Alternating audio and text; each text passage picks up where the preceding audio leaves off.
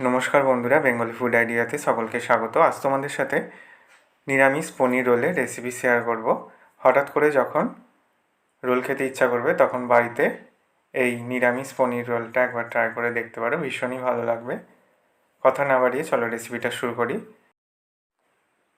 পনির role বানানোর জন্য এই বাটির আমি এক বাটি ময়দা নিয়ে নিয়েছি। তারপর 2 চামচ মতো দিয়ে দিচ্ছি ময়ানের জন্য সাদা তেল। এবার ময়দার সাথে ময়ানটাকে ভালো করে মিশিয়ে নিয়ে অল্প অল্প জল দিয়ে ময়দাটাকে মেখে নিতে হবে। দেখো আমি ময়দাটাকে ভালো করে মেখে নিয়েছি 5 মিনিট সময় ধরে।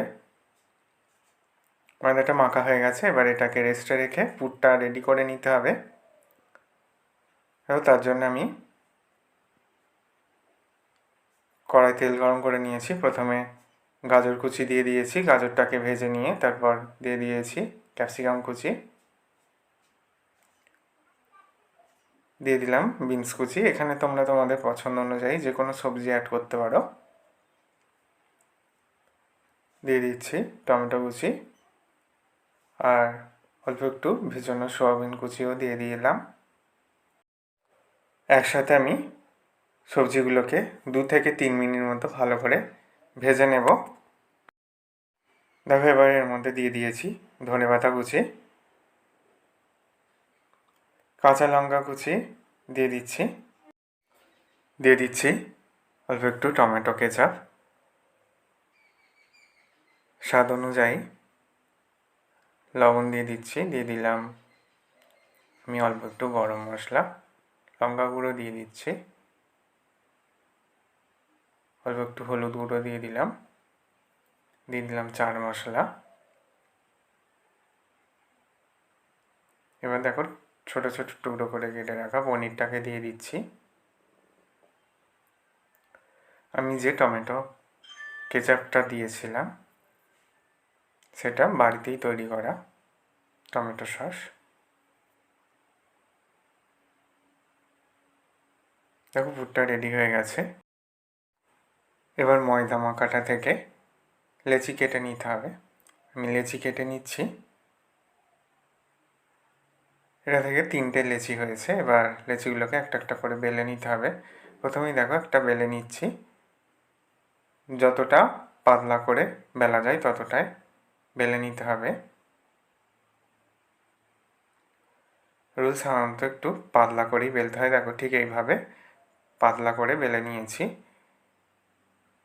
একইভাবে প্রত্যেকটা পরোটাকেই বেলে নিয়েছি। এবার ভাজার জন্য দিয়ে দিচ্ছি তাওয়ার মধ্যে। প্রথমে ভালো করে 2 পিঠ সেঁকে নিয়ে তেল দিয়ে দিচ্ছি। 2 পিঠই পরোটা ভালো করে ভেজে নিতে হবে।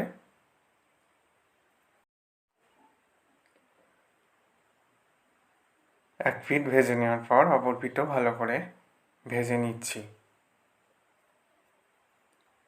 দেখো পরোটাটা ভাজা হয়ে গেছে। এবার তুলে নেব। একইভাবে 3টে পরোটাকেই আমি ভেজে নিয়েছি। এবার রোল তৈরি করে নেওয়ার পালা।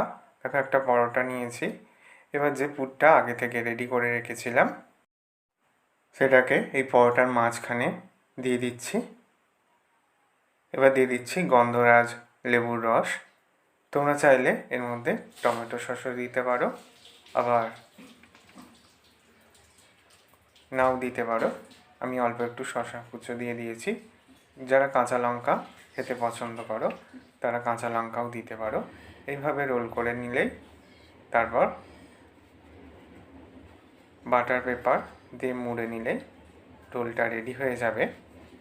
আমার কাছে যেহেতু বাটার পেপার ছিল না, এই টিস্যু পেপার দিয়েই মুড়ে নিলাম।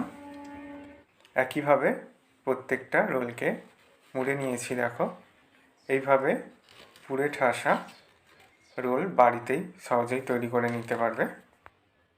আশা করি আমার এই নিরামিষ পনির রোলের রেসিপি তোমাদেরও ভালো লাগবে। ভালো লাগলে বন্ধুদের মধ্যে অনেক শেয়ার করো, লাইক কমেন্ট করতে ভুলো না। সকলে সাবধানে সুস্থ থেকো। ধন্যবাদ।